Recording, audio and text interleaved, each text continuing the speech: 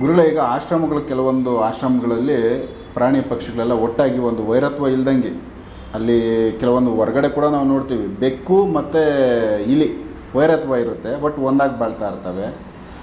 ಹಾವು ಮುಂಗ್ಸಿ ಕೂಡ ಒಂದಾಗಿ ಬಾಳ್ತಾ ಇರ್ತವೆ. ಈ ರೀತಿ ಒಂದಕ್ಕೊಂದು ಆಪೋಸಿಟ್ ವೈರತ್ವ ಇರೋ ಪ್ರಾಣಿಗಳೇನೆ ಅವುಗಳ ವೈರತ್ವವನ್ನು ಮರೆತು ಒಟ್ಟಾಗಿ ಬೆರ್ಕೊಂತ ಆರಾಮ್ಸೆ ಬಾಳ್ತಾ ಇರ್ತವೆ. ಕೆಲವೊಂದು ನಾಯಿ ಮತ್ತು ಬೆಕ್ಕು ಅವಕ್ಕೂ ಆಗಲ್ಲ. ಹಂಗಿದ್ರೂ ಕೂಡ ಅದು ಕೂಡ ಹೊಂದಾಣಿಕೆ ಮಾಡ್ಕೊತವೆ, ಹಾಲು ಕುಡಿಸ್ತವೆ. ಇವೆಲ್ಲ ಒಂದಷ್ಟು ಯೂಟ್ಯೂಬ್ಗಳಿಗೂ ನೋಡ್ತೀವಿ, ಹೊರಗಡೆ ಕೂಡ ಇವೆಲ್ಲ ಇದ್ದಾವೆ. ಸೊ ಈ ವೈರತ್ವ ಒಂದು ಅಂಡರ್ಸ್ಟ್ಯಾಂಡಿಂಗ್ ಆಗಿ ಮತ್ತೆ ಎಲ್ಲ ಒಂದಾಯ್ತಲ್ಲ, ಈ ವಿಚಾರಕ್ಕೆ ಸಂಬಂಧಪಟ್ಟದ್ದು ಏನು ಮಾಹಿತಿ ಹೇಳ್ಬೋದು ನೀವು? ಈಗ ನೀವು ಹೇಳುವಂಥ ಮಾಹಿತಿ ಈಗಿಂದಲ್ಲದ, ಭಾಳ ಹಳೆ ಮಾಹಿತಿ ಇದು. ಈಗಲೇ ನಮಗೆ ಈ ಥರದ್ದು ಕೆಲವೊಂದಷ್ಟು ವಿಡಿಯೋಗಳು ಎಲ್ಲೋ ಒಂದೊಂದು ಸಿಕ್ಕಿದೆ. ಆ ಯೋಗ ಈಗ ಮಾಡಿದ್ನಾರ ಇವು ಹಂಗೆ ಆಕತ್ತೆ. ಅವ್ರು ಏನು ಇವಾಗ ಸಾಧನೆ ಮಾಡಿದ್ರು, ಆ ಸಾಧನೆನ ಇವರು ಈಗಿರೋರು ಮಾಡಿದಾರೆ ಅಂತಂದ್ರೆ ಇವ್ರಿಗೂ ಆ ಶಕ್ತಿ ಬಂದಾಗ ನೀವು ಹೇಳುವಂಥ ವಾತಾವರಣ ಈಗೂ ಸೃಷ್ಟಿ ಆಗುತ್ತೆ. ಓಕೆ. ಆದ್ರೆ ಈಗಿನವ್ರು ಯಾರು ಆ ಯೋಗ ಮಾಡಂಗಿಲ್ಲ, ಆ ವಾತಾವರಣ ಸೃಷ್ಟಿ ಆಗೋದಿಲ್ಲ. ಈಗ ಕೆಲವೊಂದು ಪುರಾಣದಾಗ ನಾವು ಅಭ್ಯಾಸ ಮಾಡೀವಿ, ಓದಿವಿ. ಪುರಾಣದಾಗ ಕೆಲವೊಂದು ಹಿಂದೆ ಆಗಿರೋದಂಥ ಮಹಾತ್ಮರ ಘಟನೆಗಳಾದವು. ಅವರು ಏನಪ್ಪ ಅಂದ್ರೆ ಯೋಗ ಸಾಧನೆ ಪರಿಪೂರ್ಣ ಮುಗಿಸಿರ್ತಾರೆ. ಯೋಗ ಸಾಧನೆ ಪರಿಪೂರ್ಣ ಮುಗಿಸಿರ್ತಾರೆ ಅಂದ್ರೆ ಹೆಂಗಿರುತ್ತಲ್ಲ ಅಂದ್ರೆ ಸತ್ಯ, ಅಹಿಂಸೆ, ಆಸ್ತೇಯ, ಬ್ರಹ್ಮಚರ್ಯ, ಅಪರಿಗ್ರಹ, ಈ ಅಂಗ ಪೂರ ಮುಗಿಸ್ತೆ ಯಮ ಪೂರ ಮುಗಿತೈತಿ. ಹೌದಾ? ಸತ್ಯ ಅಂತಂದ್ರೆ ಸತ್ಯನ ಹೇಳ್ತಿರ್ತಾನೆ, ನಾವು ಸುಳ್ಳು ಹೇಳಂಗಿಲ್ಲ. ಆಸ್ತೇಯ ಅಂತಂದ್ರೆ ಇದು ಅಹಿಂಸೆ ಅನ್ನೋದು ಬರುತ್ತೆ. ಎರಡನೇದ್ದು ಅಹಿಂಸೆ ಅಂತಂದ್ರೆ ಮಾನಸಿಕವಾಗಿ, ಶಾರೀರಿಕವಾಗಿ, ಮತ್ತು ಏನಪ್ಪ ಅಂತಂದ್ರೆ ಮಾತಿನಿಂದ ಯಾವ ಪ್ರಾಣಿಗಾಗಲಿ ಯಾವ ಜೀವಿಗಾಗಲಿ ಹಿಂಸೆ ಮಾಡ್ಲಾರ್ದಂಗೆ ಬದುಕ್ತಿರ್ತಾರೆ ಅವರು. ಓಕೆ. ಈ ಸಿದ್ಧಿ ಅವ್ರಿಗೆ ಆಗಿರ್ತೈತಿ. ಅದು ಆದ ಕಾರಣಕ್ಕೆ ಅವ್ರಿರುವಂಥ ಒಂದು ವಾತಾವರಣದೊಳಗೆ ಅವ್ರು ತಮ್ಮ ತಪಸ್ಸಿನ ಬಲ, ತಮ್ಮೊಂದು ಯೋಗ ಬಲ ಆ ವಾತಾವರಣದಾಗ ಹರಡಿಕೊಂಡಿರುತ್ತದ. ಆ ಒಂದು ವೈಬ್ರೇಷನ್ನೊಳಗೆ ಯಾವುದೋ ಪ್ರಾಣಿ ಬಂದ್ರೂ ಅದು ವೈರತ್ವ ಮಾರ್ತು ಬಿಡುತ್ತೆ. ಅದು ಎದಕ್ಕೆ ಮರಿತೈತೆ ಅಂದ್ರೆ ಇವನಲ್ಲಿ ಅಹಿಂಸೆ ವ್ರತವನ್ನು ಸಂಪೂರ್ಣ ಮುಗಿಸಿರ್ತಾನಲ್ಲ. ಓಕೆ. ಶಾರೀರಿಕವಾಗಿ, ಮಾನಸಿಕವಾಗಿ, ವಾಚಕವಾಗಿ ಹಿಂಸೆ ತ್ಯಾಗ ಮಾಡಿರ್ತಾನಲ್ಲ. ಆ ಕಾರಣದಿಂದ ಆ ಒಂದು ಪ್ರಾಂತ್ಯಕ್ಕೆ ಬಂದಂಥ ಯಾವುದೇ ಪ್ರಾಣಿ, ಯಾವುದೋ ಪಕ್ಷಿ, ಯಾವುದೋ ಮನುಷ್ಯ, ಮೃಗ, ಯಾವುದೋ ವೈರತ್ವ ಇಟ್ಕೊಂಡು ಅಲ್ಲಿಗೆ ಬಂದು ಅಂದ್ರೆ ಆ ಜಾಗಕ್ಕೆ ಬಂದಾಗ ಆ ವೈರತ್ವ ಮಾರ್ತು ಬಿಡ್ತಾವೆ, ಒಂದಾಗಿ ಬಿಡ್ತವೆ. ಮತ್ತು ಆ ಪ್ರಾಂತ್ಯ ಬಿಟ್ಟು ಹೊರಗಡೆ ಹೋದವ್ರು ಅದನ್ನು ಹಿಡಿದು ತಿನ್ನತ್ತ. ಓಕೆ. ಅದನ್ನು ಆಕಳನ್ನ ಹುಲಿ ಹಿಡಿದು ತಿನ್ನತ್ತ, ಇದನ್ನು ಬೆಕ್ಕು ಇಲಿ ಹಿಡಿದು ತಿನ್ನತ್ತ, ಆ ಪ್ರಾಂತ್ಯ ಬಿಟ್ಟು ಹೊರಗೋಗಿಂದ. ಆದ್ರೆ ಆ ಪ್ರಾಂತ್ಯಕ್ಕೆ ಬಂದಾಗ ಅವು ಏನೂ ಮಾಡಂಗಿಲ್ಲ, ಎಲ್ಲ ಕೂಡೆ ತಿಂತವು, ಕೂಡೆ ಮಾಡ್ಕೊತಾವು.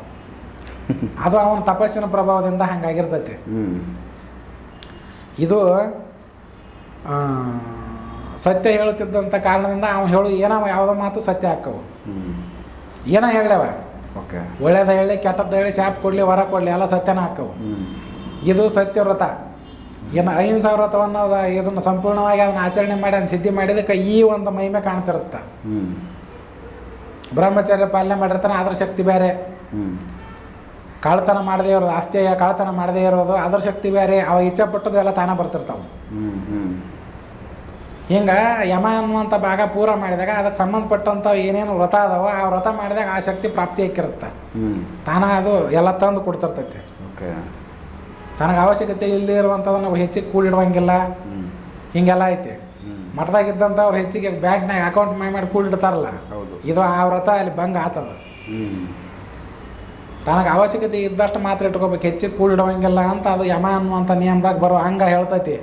ಮತ್ತು ಇವ್ರು ಕೂಡಿಟ್ರಪ್ಪ ಅಂದ್ರೆ ಆ ವ್ರತ ಭಂಗ ಆತಿಲ್ಲ, ಆಯಿತು. ಮುಗೀತು. ಅವ್ರಾದ್ರೆ ಕಾಲಿಡಕ್ಕೆ ಆಗೋದಿಲ್ಲ.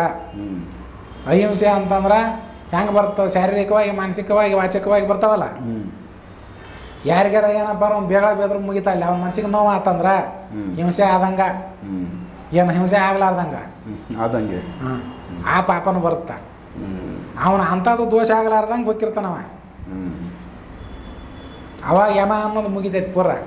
ಈ ಥರ ಮುಂದೆ ಬರೋದು ನಿಯಮ. ಯಮ, ನಿಯಮ, ಪ್ರಾಣಾಯಾಮ, ಪ್ರತ್ಯಾಹಾರ, ಧ್ಯಾನ, ಧಾರಣ, ಸಮಾಧಿ ಹಿಂಗೆ ಬರ್ತಾವೆ. ಹಂಗೆ ಅವೆಲ್ಲ ಮುಗಿದಾಗ ಅಷ್ಟಾಂಗ ಯೋಗದ ಬರುವಂಥ ಅಷ್ಟಾಂಗ ಯೋಗದೊಳಗೆ ಬರುವಂಥ ಅಂಗ್ಯವು ಇವನು ಎಲ್ಲವನ್ನು ಕಂಪಲ್ಸರಿ ಕರೆಕ್ಟಾಗಿ ಮಾಡಿದಾಗ ಆ ಅಷ್ಟಾಂಗ ಯೋಗ ಸರಿಯಾಗಿ ನಡಿತೈತಿ. ಅದ್ರಾಗ ಒಂದ ಚೇಂಜ್ ಆದ್ರೆ, ಒಂದ ಫರ್ಕ್ ಆದ್ರೆ ಗಾಡಿ ಹೋಗ್ತಿರೋ ಗಾಡಿಗೆ ಒಂದು ಗಾಲಿ ಪಂಚರ್ ಆದಂಗೆ. ಯೋಗ ಹೋಗಂಗಿಲ್ಲ, ಮುಂದಕ್ಕೆ ಮುಗಿತಾ ಅಲ್ಲಿಗೆ ನಿಂತು ಮುಗೀತು. ಇದು ಎಲ್ಲ ಪರಿಪೂರ್ಣ ಆದಾಗ ಅಷ್ಟಾಂಗ ಯೋಗ ಏನೈತಿ ಓಡ್ತಿರುತ್ತ. ಒಂದಾದ್ರೆ ಫೇಲ್ ಆದ್ರೆ ಒಂದು ಪಂಚರ್ ಆದಂಗೆ ಅಷ್ಟೇ. ಹಾಂ ನಿಯಮ ಅಂತಂದ್ರೆ ಹಿಂಗೆ ಇರಬೇಕು ಅಂತ ನಿಯಮ ಐತಿ. ಶೌಚ, ಸಂತೋಷ, ಸ್ವಾಧ್ಯಾಯ ಅಂತ ಬರ್ತಾವ. ಅದ್ರಾಗ ಭಾಗ ಬೇರೆ ಬೇರೆ ಬರ್ತಾವೆ. ಇನ್ನು ಪ್ರಾಣಾಯಾಮದೊಳಗೆ ಬೇರೆ ಬರ್ತಾವೆ. ಹೊಳ್ಳಿ ಪ್ರತ್ಯಾಹಾರದೊಳಗೆ ಇಂಥದ್ದು ತಿನ್ಬೇಕು, ಇಂಥದ್ದು ಬಿಡ್ಬೇಕು ಅನ್ನೋದು ಅದು ಬೇರೆ ಬರುತ್ತೆ.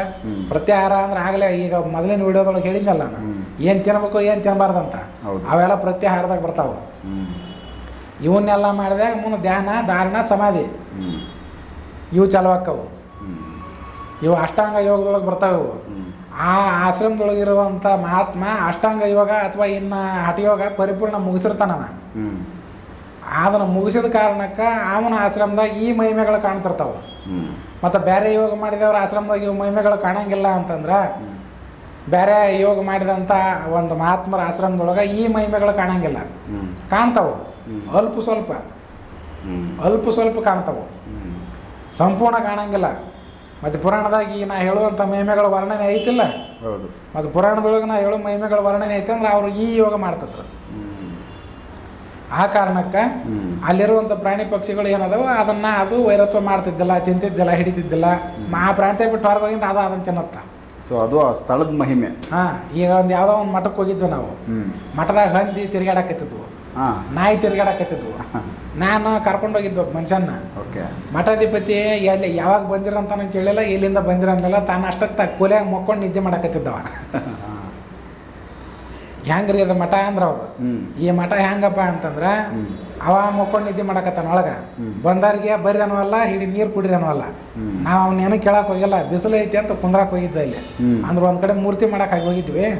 ಮೂರ್ತಿ ಅಲ್ಲಿ ಇದನ್ನ ಕೆತ್ತನೆ ಮಾಡಕ್ಕೆ ಕೊಟ್ಟಿತ್ತು. ಅವಾಗ ಕೆತ್ತನೆ ಮಾಡೋ ಸ್ವಲ್ಪ ಟೈಮ್ ತೊಗೊಂಡೋದಕ್ಕೆ ಒಂದು ಸ್ವಲ್ಪ ಎಲ್ಲಾರ ಕುಂದ್ರ ಅಂದಾಗ ಒಂದು ಮಠ ಐತೆ ಅಂತ ಕುಂತಿದ್ವಿ. ಅಲ್ಲಿದೆ ಅದು ಕತೆ ಹೇಳಕತ್ತಿರೋದು. ಅದು ಯಾವ ಮಠ ಅಂತ ಹೇಳೋದಿಲ್ಲ. ಅಲ್ಲೇ ಮಠದಾಗ ಹಂದಿ ಓಡಾಡಕತ್ತಿದ್ವು, ನಾಯಿ ಓಡಾಡಕತ್ತಿದ್ವು. ಇದು ಹೆಂಗೆ ಏನು ಅಂದ್ರೆ ನೋಡು, ಆ ಮಠಾಧಿಪತಿ ಏನು ಮೊಕ್ಕೋಣಲ್ಲ, ಅವನ ಘಟದೊಳಗೆ ಹಂದಿ ನಾಯಿ ಓಡಾಡಕತ್ತೇವೆ ಸೂಕ್ಷ್ಮ ರೂಪದಿಂದ. ಅಂದ್ರೆ ಅವು ಯಾವ ಸಾಧನೆನೂ ಮಾಡಿಲ್ಲ. ಅವನು ಸಾಧನೆ ಮಾಡಿದ್ದ ಅಂತಂದ್ರೆ ಈ ಹಂದಿ ನಾಯಿ ಇಲ್ಲಿ ಇರ್ತಿದ್ದಿಲ್ಲ.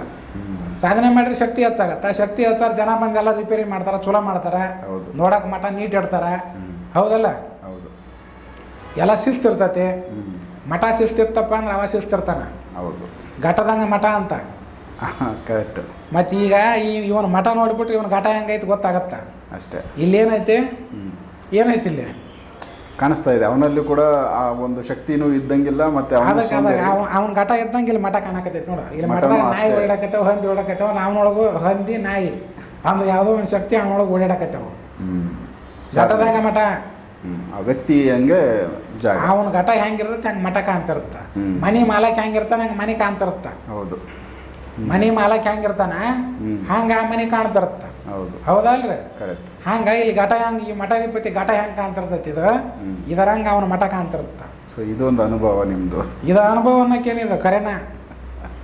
ಕೆಲವೊಂದು ಮಠದಾಗ ಹೋಗ್ಬಿಟ್ರಪ್ಪ ಅಂತಂದ್ರೆ ಅಲ್ಲಿ ಕೆಲವು ಮಂದಿ ಅಹಂಕಾರದಿಂದ ಮಾತಾಡ್ತಿರ್ತಾರೆ. ಅಂದ್ರೆ ಹೊರಗಿರೋ ಮಠದಾಗ ಆ ಟೈಪ್ ಐತೆ ಅಂದ್ರೆ ಇವನೊಳಗೂ ಇರುತ್ತೆ. ಅದರಲ್ಲಿ ಕಾಣಿಸ್ತವೆ, ಅವನೊಳಗೂ ಇರುತ್ತೆ. ಘಟ ನೋಡಿ, ಆ ಮಠ ನೋಡ್ರಿ ಅವ್ನ ಘಟ ಏನು ಅಂತ ತಿಳಿಯತ್ತೆ ನೋಡ್ರಿ. ಇದು ನನ್ನ ಅನುಭವ ಅಲ್ಲ, ಶಾಸ್ತ್ರ ಆಧಾರದೊಳಗೆ ಹಿಂಗಂತ ಹೇಳ್ಯಾರ. ಅದನ್ನು ನಾನು ಟೆಸ್ಟ್ ಮಾಡಿ ನೋಡಿದಾಗ ಇದು ನನಗೆ ಗೊತ್ತಾಯ್ತು, ಅರಿವಾಗಿದೆ. ಅದು ಈಗಲೂ ಸತ್ಯ ಅಂತ. ಈಗೂ ಸತ್ಯ, ಮುಂದೂ ಸತ್ಯನ. ಈ ಥರ ವಿಚಾರ. ಓಕೆ. ಸೊ ನೆಕ್ಸ್ಟ್ ಇನ್ನೊಂದು, ಈ ಬ್ರಹ್ಮ ರಾಕ್ಷಸಿಗೆ ಸಂಬಂಧಪಟ್ಟಂತೆ ಅವುಗಳನ್ನ ಯಾವ ರೀತಿ ಪೂಜೆಗಳು ಮಾಡ್ತಾರೆ, ಈ ವಿಚಾರ ಮಾತಾಡೋಣ.